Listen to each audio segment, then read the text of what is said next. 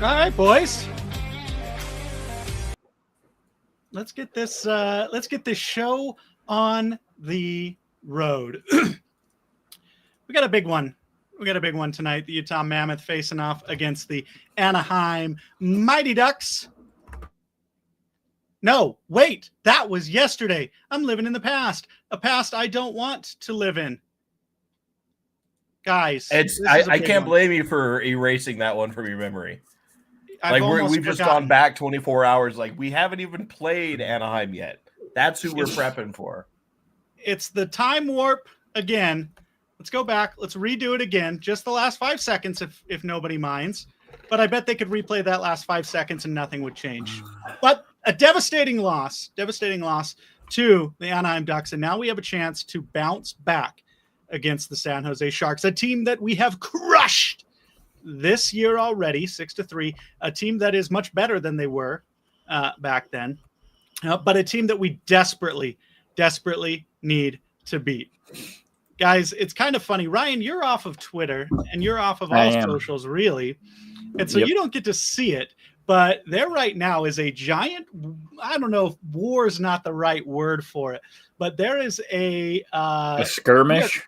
We're caught between a rock and a hard place as fans, because on one side you have a bunch of toxic negativity, fire tourney, bench veggie, it's all going to shit. We're tank for McKenna. But then on the other hand, you have this toxic positivity that's saying, hey, it's still early in the season, nothing's going wrong. Let's just let them rebound.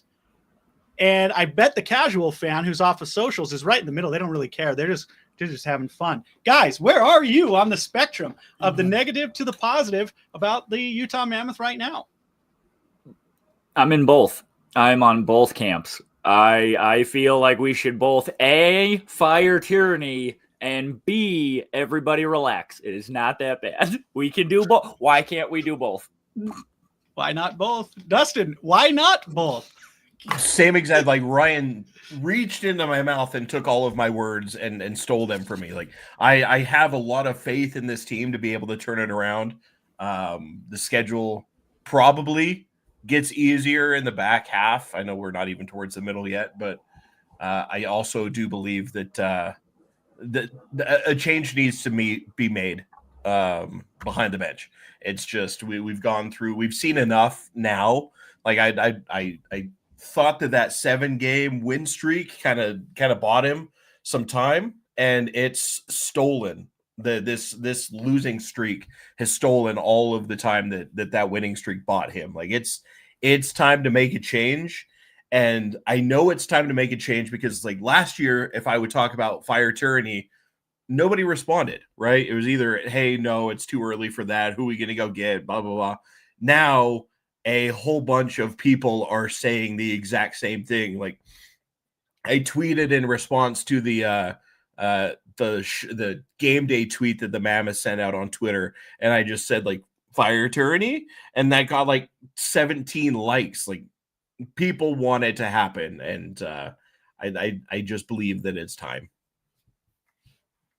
It is so fun to see the change, because like we talked about last episode, there was a few people, a bit of rumbling, mostly from us in the fire tyranny camp. And now that has reached a roar, and it is going to take a lot for, I think, for Turney to get off of the hot seat. But he's on there for a good reason, right? Like, let's put all our cards on the table. Over these last 8 or 9 games, the team just has not looked good, and he hasn't looked like a coach who can fix the problems. The problems reoccur.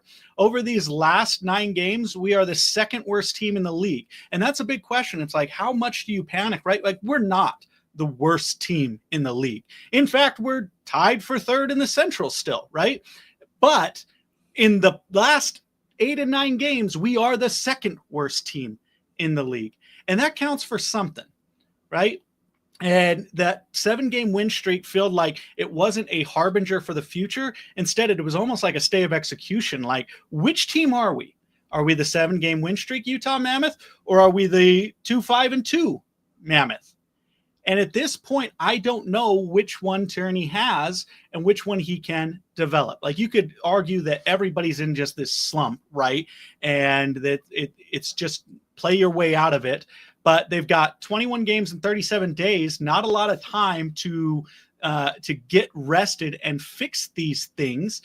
This has to be a coach's message. Right now, what we've seen is the coach's message is not getting through to the players. And it's not on any one player. I don't want to throw anyone under the bus because it is, as they say, a team effort. It took everybody working together as a team to lose last night against the Ducks. And it wasn't even a great game. No, it was a bad game. Bad game for us. That was one of those, like, it was mostly, and I'm going to say, like, especially from Veggie, like, we were getting down to 30 seconds left in that game, and I started crafting in my head, like, the tweet that says that might be Veggie's best performance of the year. That might be the first, like, Veggie went out and won us a game, and then he just, I'm going on an adventure, and leaves his crease like it's something to do, and now, like, it's like, okay, now I can't even say that he played well tonight because of how bad the end was.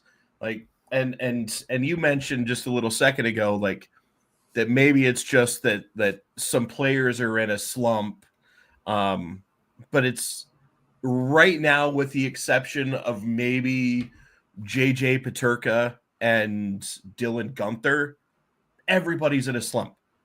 Like, I don't think Tanev has a point this year. Like, we've got one goal from Jack McBain, and that was game 2 or game 3. Like, Stenlin's in a slump, and Liam O'Brien is. Why is Liam O'Brien playing? By the way, since I said his name, like, Harkoni's in a slump, and Cooley was in a slump. He broke out of that slump last night, but Hayton, like, everybody on this team is slumping with the exception of maybe 2 guys, and we're getting bad goalie play and all of that happening at the same time is coaching. Like, there's no other way about it. Like, you don't have a team of that many players who are all slumping along with their goalie without it being blamed on coaching. Like, it's just coaching at this point. Mm-hmm. Somebody's got to take the blame. And as the head coach, he has to, right? Who else? You can't really blame the players at this point.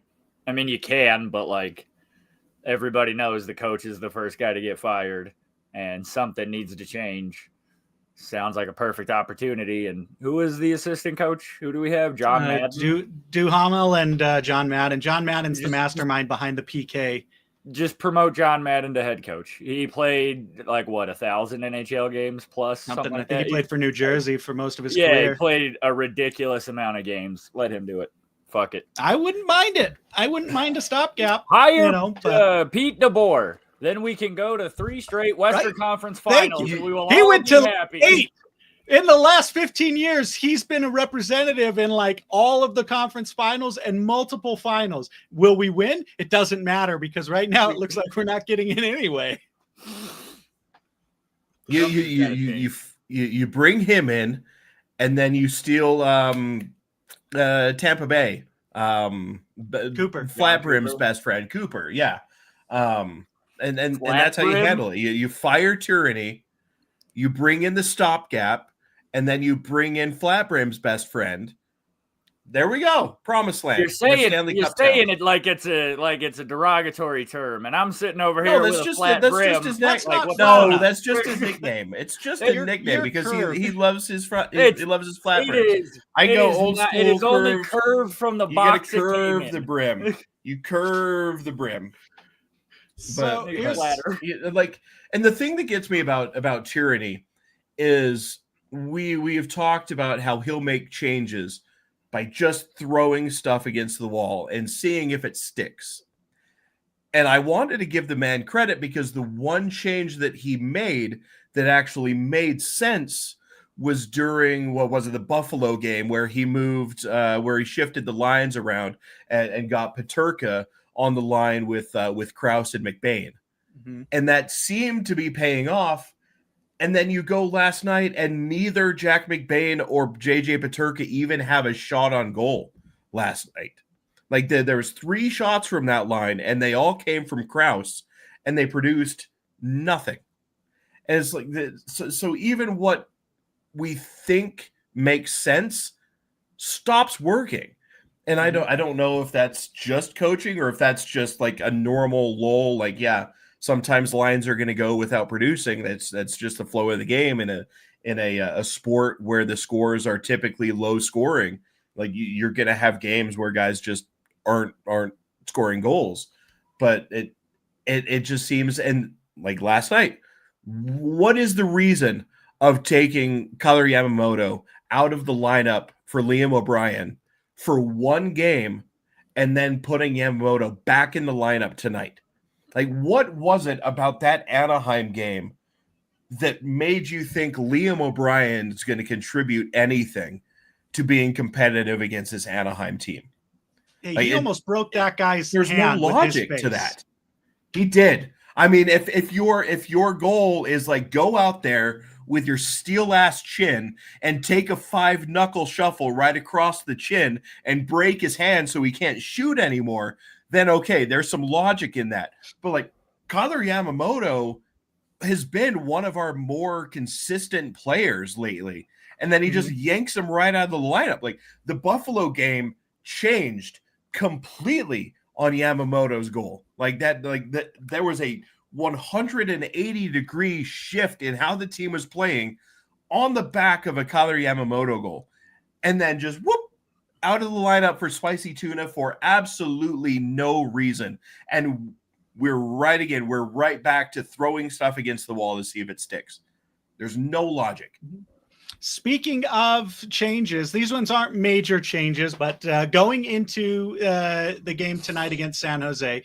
So O'Brien is out, Yamamoto is in. Now Dmitry Simashev is getting his first break of the year, and Oli Mata is coming into the lineup. Now this one seems pretty clear that this is just a rest for Simashev. I, of course, have not been as high on Simashev as some others. I'm much more high on him than I was to start the season. But I think a break is much needed for that kid. He'd already had his workload reduced in terms of his minutes, not by a huge margin, but a noticeable drop in his playing time the last 5 or so games. So to have him just sit out and take a step back, especially on a back-to-back, completely makes sense. We get to see Oli Mata, who hasn't had his best season to date, but he gets back in the lineup. We'll see if he can turn things around. And then, of course, Yamamoto, which I think we all agree Yamamoto is the better player-for-player guy. When you factor Yamamoto or O'Brien, like player for player, it's always Yamamoto, right?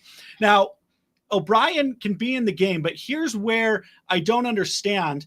And you saw the calls for it on Twitter when Logan Cooley gets absolutely dumpstered. It wasn't a dirty hit. It was just a big, hard physical hit. He gets dumpstered into the goal, and nobody does anything. Not even a token, I'm going to get in your face, even though that was a perfectly clean hit. It's almost as if the team said, nah. There was nothing dirty about the play. There's no reason for extracurriculars. Coach told us nothing, whistle to whistle. Don't go in. I'm not going to get a 2-minute roughing penalty for even if Cooley. it was But Cooley dirty. just got trucked. Cooley got trucked, and nobody did a goddamn thing. That is unacceptable. Even if it was, nobody would have done anything, even if it was a dirty hit. Like that's the problem. I know. That's what I am agreeing with you is that even it like there is no heart on the no fight. Our dog is Lawson Krause, and he is at best a friendly Labrador. At best. Like he is at best Archie. And this has been a consistent issue with tourney teams. Like we talked about the same thing last season with players crashing into like Veggie in the crease and Connor Ingram that players would crash the crease and none of our players stood up for their goalie, right? Like you watch tonight, I guarantee, because it happens against every team in the league, Utah will take a shot on net that will get saved and frozen. The goalie will hold on to it, and we will have players skate towards the crease for a rebound, and every single one of them will get pushed back because it happens every single time. That's just how the game is played. But you have Logan Cooley get checked into your own net and nobody does a damn thing. Like, my wife was sitting on the couch watching this game, and she was reading a book, something off to the side, not really paying attention to the game, but looked up and saw the replay. Was like, hey, that wasn't cool. But nobody on the ice gave a shit. What are you talking about? Like, defend your guy. Like, go out and punch someone. And if Liam O'Brien, I highly doubt Liam O'Brien was on the ice at that time. Like, that would have been a crossover of crazy lines. But like the only way that's happening is a line change and he gets stuck out there or something. But after somebody has to do something. Mm-hmm. Yeah, you just at the very least get in his face. You don't need to do anything nasty. You don't need to punch him or anything. Just get in his face. Give him a couple of shoves just to let him know, hey, we're here. And the fact that nobody does is it just shows how not physical the Utah Mammoth are, and that is concerning because we have some physical players. I don't know if you guys paid attention, but Edmonton called out a bunch of their players. And Trent Frederick, who hasn't been scoring goals, he's not necessarily an enforcer, but he's kind of a tough kid who will fight anybody. He went out and literally got fed to the meat grinder that is Matthew Olivier and got his face smashed in because they were like, well, you're not scoring goals. You got something. Now, I'm not saying I want every single person on our team, not on the first line, to go out and fight Matthew Olivier. That's stupid. I like our guys healthy. But if somebody wanted to do something, that would be cool. Just anything. Just push somebody. Go cross-check a guy. Go cheap shot somebody. We need a Marchand. And not like the new Brad Marchand. We need a early 2012 Brad Marchand. We need a rat. We need just somebody who's going to just go be a fucking asshole. And we don't have it. We don't. And every good team has one at minimum, if not all of them. Looking at you, Florida, like, it kind of seems to be the best way to win a game is by having a team full of assholes. And I don't know. Krause is big enough to be one, and he said he wanted to be. It should be that Krause and McBain line, right? Like, Krause and McBain are on the line with Peterka. Should never get checked again in his life, ever. No one should ever go near JJ Peterka again. But he's probably going to get thrown around, and nobody's going to do anything about it. And that's why that line, I think, is like early on, that line was producing like opportunity after opportunity, like grade A scoring chance after grade A scoring chance, because, and they said this on the broadcast, but because McBain and Krause both play such like predictable hockey that JJ knows what they're going to be doing. Like, and if anybody's listening to this and you're old school like Utah Jazz fans, that's what made John Stockton so good as a point guard, because like you would run the same sets over and over and over, and John Stockton didn't have to see where you were on the floor. He knew where you were going to be because it was predictable, and he could make like no look passes or just turn and immediately fire something without finding you because you're there, and it's going to be predictable. And that's how those two play, and it matches up well with what JJ does, as opposed to being on the kid line with some guys who are just kind of like they take a little more artistic free will, if you were, with the puck, and they create a little bit more. And it would be awesome if he could go out there with two guys that are just like, we're not going to let you touch him, and if you check him, we're knocking you on your goddamn ass. And those should be the guys who are like, they can go out there and they can play and they can produce scoring opportunities with that line, because they're all skilled enough to do it. But it also should be the hey, fucking leave our guys alone line. Yeah. Speaking of leaving guys alone, how hype would it be, guys, if we got the dream fight? What if, to set the tone early, Logan Cooley goes and challenges and drops the gloves with Macklin Celebrini? It's been brewing. Oh my God. It's been brewing since last season. That would be so awesome if the two of them just right off the draw were like, fuck it. Fuck a heavyweight battle. We're going flyweight. Right? I feel like they may like each other, but I feel like the chippiness Who on the wins ice, I get fight? the feeling That they is the don't like question. each other. Brandon's gone. So Brandon's back. I don't. Aha! Victory is mine. But no, I just wish that would be, set the tone early, and that would be the most hype thing. I don't even care about the results of the game. You know what? Actually, You know what doesn't make sense? That would be great. You put Liam O'Brien in against Anaheim, and he fights who? Ross Johnson, right? Mm-hmm. But you got Ryan Reeves playing in San Jose, and it's like, nah, we don't need our enforcer. If they got Revo, like, make that make sense. They didn't You know what I mean? fight. Like, they didn't fight in the first meeting, did they? They didn't. Not this year, no, but they fought before. Revo absolutely has dog walked O'Brien, I think, twice in their career. So maybe that's why he was put in the game for it, but because O'Brien was also in the game against the Sharks. So isn't that when he got his goal? Didn't he get the goal against the Sharks, or was that not the Sharks? Yeah. So now Turney's decision making is looking even worse. No sense. Turney, you're looking even worse here the more we deep dive into it. But somebody fact check the it. under the hood numbers are not looking good, Turney. It may not be the case, but they haven't announced the full lineup yet, have they? I haven't seen it on Twitter. Maybe that's it. Oh, here it is. We got the lineups. We're only 30 minutes from puck drop. Who's in net? Is it Veggie or is it Karel Vejmelka? It's got to be Vanacek tonight. It is Vanacek. Yeah. It is Vanacek. It's Vanacek tonight. Like on a back-to-back, there's no way. With how Tyranny has been his whole career with goalies, there's no way that he's playing the same goalie on a back-to-back. Guys, big change. Carconi, maybe this wasn't as big of a change as I think it was, but Yamamoto's getting his chance on line 2. Yamamoto on line 2, Carconi down to the 4th line. Now, Carconi to the 4th line is going to make a lot more sense when Kerfoot comes back. But you may keep Tanev, Stenlund, and Kerfoot together, but I don't know. But speaking of Kerfoot coming back, like I really feel like the absence of Durzi and Kerfoot we're really starting to see the effects of it. Now, Durzi has been practicing in a no-contact jersey, so hopefully within a couple of weeks he's ready to go. I wouldn't say a week, but hopefully no later than 2. And of course, Kerfoot's not going to be coming back until January. So now I want to talk about this, about let's say like we lose, right? And we collectively lose our minds again. There's going to be the call again to say, hey, relax, it's a long season. But I ask those people again, right?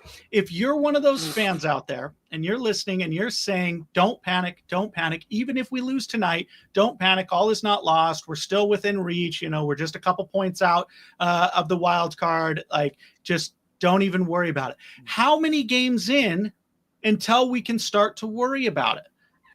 Because last season we're 1/4. The season's a quarter gone already. Like, we're in the middle half of the season now. And by the end of December, we're going to be halfway through. We're going to be exactly halfway through at the end of December.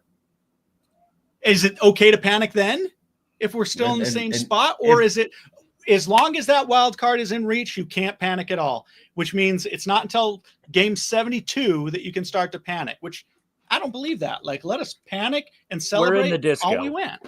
And it's not so much like where we are now. Like, if we lose tonight, that will be what? 7 of our last 8, 9 of our last 10, or 9 of our last 11, something, or like it's been a lot. Completely cancels out the 7-game win streak. The future doesn't, like, after tonight we go Vegas, Rangers, Vegas, Montreal, Dallas, and St. Louis. Like, it's not getting easier from this point. Like, we're not going to lose to San Jose tonight and then turn it around in 2 days against Vegas. And then we're not going to turn it around against Vegas 4 days after that.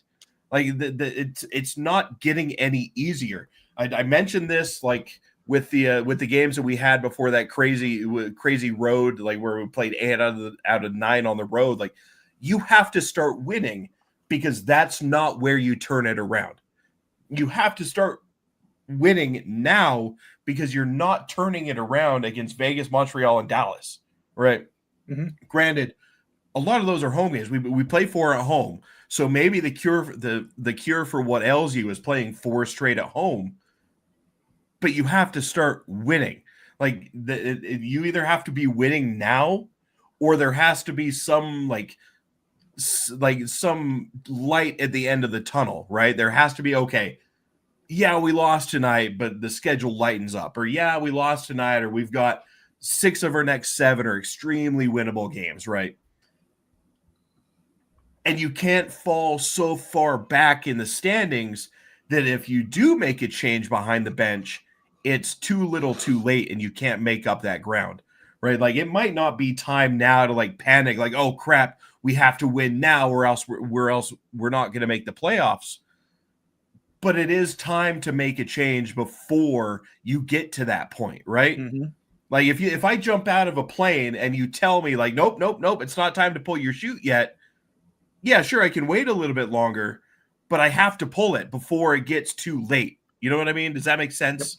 Absolutely. We're pulling a chute after jumping out of an airplane because we have to do it early enough to make a change, to make an impact. We can't wait until it's time to panic because then we're splatting on the ground because we waited too long.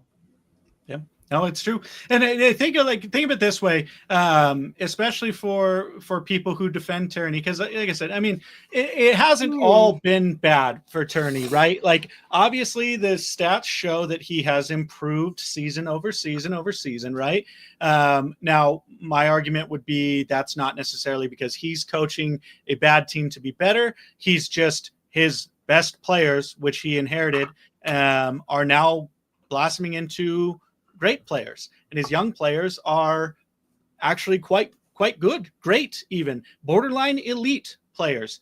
And so it's not him leading it, but let's say he guides us to a first round exit in the playoffs this year, right? We reach the promised land, we get into the playoffs, we lose to Colorado 4-1, right? Or get swept. So now next season is his last season under contract. You guys remember, I love Moneyball. Moneyball might be my favorite sports-related movie ever. You guys remember that scene when the general manager pulls Brad Pitt in and says, I can't coach without the security of a contract? So next season, what happens? What if Turney pulls that and he says, I need an extension to feel secure in coaching this team? And then let's add another layer into it. Now let's say you're right here. If you're GM Bill Armstrong and it's next year, your team just made the playoffs, lost to a great Colorado team, but you made the playoffs, and now you're sitting exactly where you are right now this season. And I ask you, the Turney fans out there, do you extend Andre Turney? That's the question you have to ask yourself. That's how you have to look at this, is given what you know, and I've given you the result you wanted last year, but now you're right back here. Do you extend Turney? Because you have to do it before the end of the season. I don't think a coach can coach his last year with that hanging over his head. It's just like a player. It's just like a Nick Schmaltz, right? Would Turney coach his mind out of his mind to hopefully go to free agency of coaching, which is not really existent, but like, so maybe we get the best version of Turney. But what do you guys? I was going to say, like, why can't a coach be like a player and just coach their ass off in a contract year? Like, I'm not going to say that that's a reason why Nick Schmaltz leads the team in points by a 4-point margin. By the way, he's good. Side note, didn't win Nick Schmaltz of the week this week, which is but a crazy. Deserving candidate did. Definitely. I mean, if you're going to be the first star in the only game that we won that week, you have to be Nick Schmaltz of the week, right? Mm-hmm. But anyways, back to the point. Why can we not just expect that from a coach? Like say, hey, you're in a contract year, bud. Go out there and like, if we've been a fringe playoff team, I expect to be a Western Conference championship team in a contract year. Go out there and make it happen. Like I want to expect it from a manager. If I expect it from a player, let me expect it from a coach. Go out there That's and fair. overperform in your contract year. That's fair. If he gets into the first round and he wins the first round, I feel like he's safe. I won't call for his head if he makes it out of the first round. But my And I concern is won't that even we're not say, even like, going to get there. If he doesn't make it out of the first round, how the first round goes matters, right? If you go out there and you lose 4-0 and you lost every game by like a score of 5-2 and you weren't competitive at all, that's a huge difference than if you go out there and the series goes 6 or 7 games and it's like a 1-goal game every single time, or it's like, I don't know, maybe you lead 2-1 and with 4 seconds left. Sorry, I won't go all the way down that road. But yeah, it depends on how you lose in the first round. If you lose in the first round, obviously you have to show that you can be competitive in the playoffs, right? If you make it as the 8 seed and you go out there and you get swept and none of the games are even in contention and you just get your participation ribbon pinned to your chest and say, all right, thanks for coming, Utah, go home. Like that's not good enough. This team is, and this roster is too good to be debating 25% of, like 20% into the season, 25% of the way into the season about whether or not they're a playoff team or not. They should be steadily like right in the heart of the playoff race, not like still debating at this point. Well, are they really a playoff team? Are they really that team that won 7 in a row? Or are they the team that's lost 8 of their last 10 or some shit? Like this, it's not good enough right now. The real crime is that we only get to play Buffalo twice in a year. That's the real crime. The NHL should change their rules where we get to play Buffalo every single game, because Buffalo's not bad unless they play us, and we have a tendency to make them look maybe better than they are. But let's take a look at that. They don't look bad against us. Like it was what the first game was 2-1 in overtime. Yep. And then the last one was like they had a 2-1 lead. Do you guys was at the third period where Peterka tied it up, and then we took the lead and we ran away with it there at the end. You know, it's one of those games that say like was a lot closer than the score would intend. What's your secret, Ryan? So when Buffalo plays another mid team, both teams look pretty okay. Saying, I don't know what that says about us. Buffalo just beat Edmonton. Edmonton maybe mid too. If you think Edmonton is anything above mid this year, you're out of your fucking mind. Come for me, McDavid fans. Your man is a joke. Your man is a joke. Let's take a look at it. I don't know if you guys can see it. It's a little small. Edmonton has the same amount of points as us. Yep. So what does that say about us? 5 with teams. 2 extra games. They've played 2 more games than we have, and they have the same amount of points. Guys, did you hear? By the way, what the broadcast guy of the Buffalo Sabres said about what makes it even funnier is that Rob Ray is one of the few NHL Hall of Famers with 2,000 plus penalty minutes. And if you got Rob Ray talking shit on your goalie, hey, Buffalo may have found their starting goalie in Ellis. Ellis looks good. Did you guys hear what he said about JJ Peterka? Yeah, he does nothing and scores. In typical JJ fashion, does nothing and then finds the puck in a shooting lane.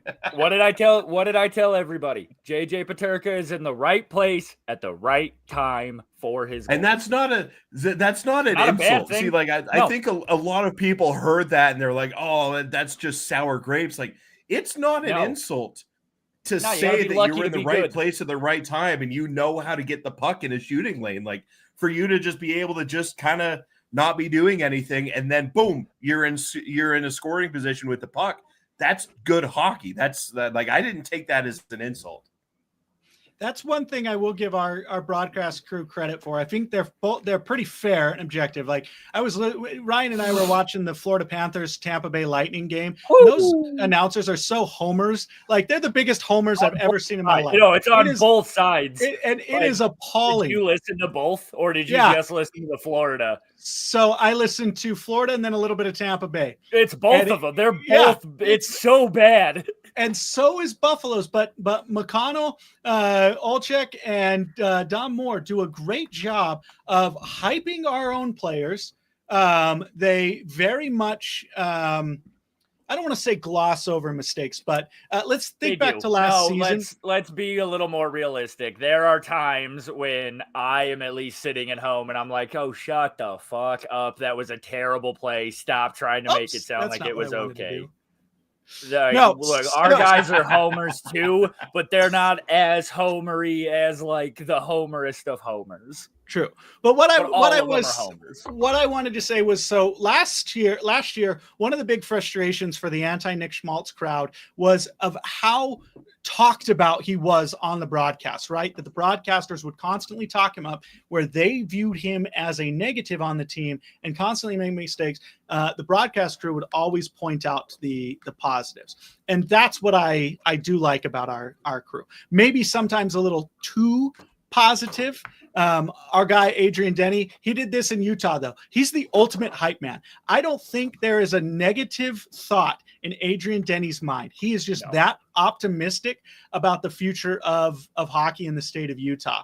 And he's got some good points, right? Maybe it kind of diminishes the righteous anger that I think the fan base feels. But I will give our broadcast crew credit for trying to maintain that positivity. And if you look just at the standings, I mean, it's not necessarily doom and gloom. That 7-game win streak really did put us in a great position. And you've got overachieving teams like the Anaheim Ducks and the Seattle Kraken, and you've got underachieving teams like the Edmonton Oilers, and Vegas is, I'm going to classify them as underperforming because I thought they would be atop the Pacific the entire year. I thought they would run away with the Pacific. And by their roster standards, are having a pretty lackluster start to the season. Now, we have the Utah Mammoth have a 65% chance to make the playoffs based on Money Puck, which I don't put much stock in Money Puck.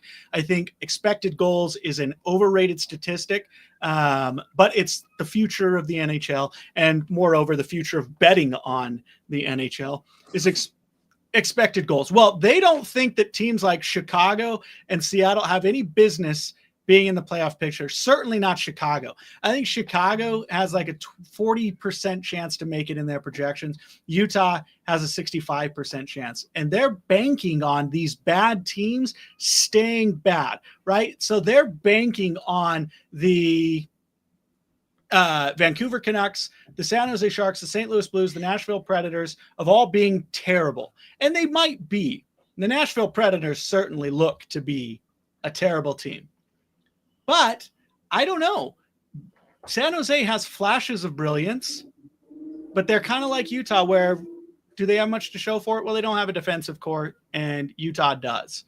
But are the Minnesota Wild going to be the team to beat? Is St. Louis going to make another run at the end of the year? That's why these games are important. That's why we can be upset when we drop a game in the last 4 seconds and then have possession for the first almost 2 full minutes of overtime, give it up once, and then Anaheim scores on their very first possession in overtime.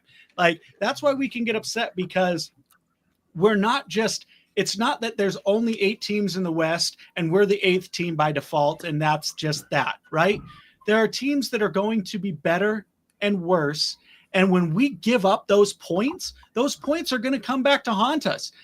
2 points now might not make a big difference, but 2 points on April 1st might make all of the difference. And we look back at these and say, oh, man, I wish we would have had those 2 points, right? Or, oh, man, I wish we could have stopped the bleeding a little earlier. Maybe I wish we could have gone on a 2-3 game win streak instead of a 4-game losing streak. Those are why fans are upset. And I agree with the upset fan. I am an upset fan. See, the question is, where do we go? How do we fix it? Even right now, 10 minutes till puck drop. Now you mentioned come April, 2 points are going to matter. It matters right now. How different would this conversation be right now if we had taken 2 from Anaheim last night instead of just the 1, and we were sitting in 3rd in the Central above Winnipeg and Chicago? Mm-hmm. Because as of right now, we've played one more game, so we're behind them technically in the standings. We're all tied right there. Winnipeg, Chicago, Utah, and Minnesota, all with 22 points. And Winnipeg's going to win tonight, and Chicago's going to win tonight. So we're going to have to win just to stay paced with them. And there's a huge difference between me sitting here right now saying, hey, we're 5th in the Central, whereas if we had gotten that extra point last night, hey, we're 3rd in the Central. Things are looking a little bit bad, but we're still 3rd in the Central, and we would be 5th overall in the West. I think that's a huge difference, and that's just 1 point last night that we were 4.5 seconds away from having. And there are still some bright sides. Like there's 7 teams in the West right now that have a positive goal differential. Utah is one of them. They're still one of the better teams in the West, but it's not trending the right way. And those points, like you say, they are going to matter. And if we do wind up in a race where it's like we were last year, counting. But I was typing up blog posts for the website talking about the roadmap for how Utah makes it, and it's Vancouver's going to get some points here, and Calgary's going to get their points there. We have to get our points here and there. Those points add up, and we are, like I tweeted the other day, 0-2 in overtime games since Randon said at least we win our overtime games. That's 2 points right there. Just go freaking get them. And I thought last night for sure we go out there with Stenlin and he wins that opening face off. All right, we're gonna get our 2 points. That sucked that we let in that soft goal with 4.5 left, but we're gonna get our points. And then I'm not gonna break down that play because I had some stuff to say about that play and about I believe it was Sergachev not going after a puck and instead kind of backing off to play defense instead. But I think looking at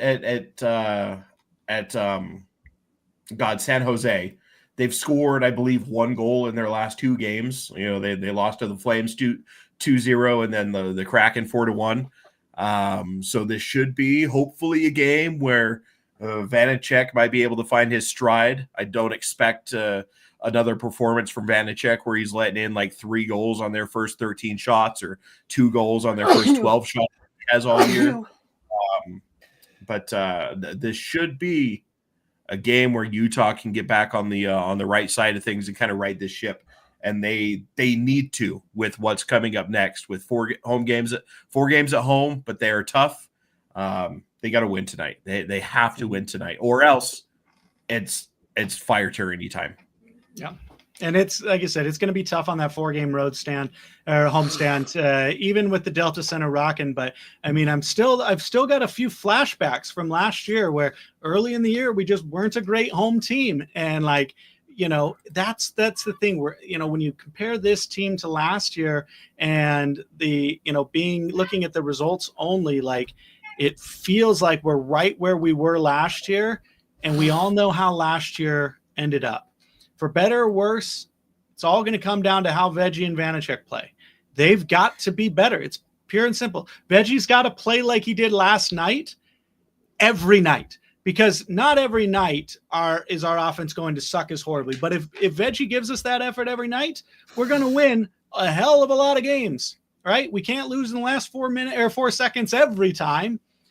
The offense that was 59 minutes and 56 seconds of Veggie won us this game. Yeah. And he can do then it. Veggie did not win us that game. And we need him to do it more because the way they're playing, it just hasn't been great. They haven't been consistent. And to be honest, it seems like that we're winning in spite of them, not because of them. And I would like to flip that around. If we're going to win in the playoffs, we've got to flip it around. We're almost out of time here. Ryan, give us your thoughts. What are your predictions for tonight's game? Will Smith and Brandon Tanev each are going to score a goal. I don't know why. I would love to see a Tanev goal. Yeah, I don't know. I feel like a Tanev, he's been getting some good chances. Something tells me he's going to have a good night, but Something also tells me Will Smith for San Jose might have a good night. But I'm thinking a 3-1 Utah win sounds good. I could work with a 3-1 Utah win. Justin, what's your prediction? Sorry about that. We are getting one from Sergachev, one from Tanev because I like the way Ryan thinks, one from Yamamoto, and 2 from the captain, Clayton Keller, in a 5-1 win tonight. All right. I like it. I like those prediction, boys. I'm going to go high scoring Utah Mammoth win. Utah Mammoth are going to win 6-4 thanks to a late empty netter, and it's going to be Nick Schmaltz with the empty netter icing it. I don't care who scores the first 5. He's not going to get a hat trick again, but he's going to get at least one goal. Anybody's going to get a hat trick. With that high of a score. Tonight. Okay. No hat tricks tonight. We're going to spread the wealth around. I would love to see Brandon Tanev get his first goal of the season. He's got to turn it around. He's never been a very prolific offensive player. He did a couple of years ago with Seattle, but Seattle was having a magic run. If he gets to 20 points, you're like, holy shit, Brandon Tanev got to 20 points. But I'd like to see him get to 10. I'd like to see at least 2 goals in there. We didn't sign Tanev for a massive output of points, but any points from him is a bonus. But I feel like if he could get one, his confidence and the team's confidence is just going to take that boost. Because when guys who aren't often scoring get a goal, it's huge. Huge. For 3 very people who are very negative on this team, very critical of this team, we've all predicted a win. So that's why our hearts get broken. That's why we get so upset, because we know they can win. We're dumb. We want them to win. We're dumb. They're capable of winning it all, and then they break our hearts. So don't do it, Mammoth. Don't break our hearts. Guys, it's going to be an excellent game. It's going to be a fun game. This one starts here in the next 10 minutes. So go get your drinks. Go get your popcorn. Turn your TVs on to Utah 16 or SCG Plus, whatever you got to. Click on the radio, 97.5 FM, and listen to Mike Folta and Adrian Denny if you need to. Guys, hey, thanks so much for joining me tonight on this live show, our first live show of the year. We'll have a lot to talk about next episode. Everybody, have a great night. Thanks for listening.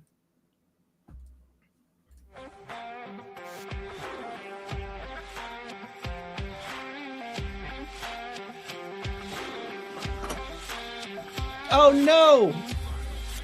It says post-game show.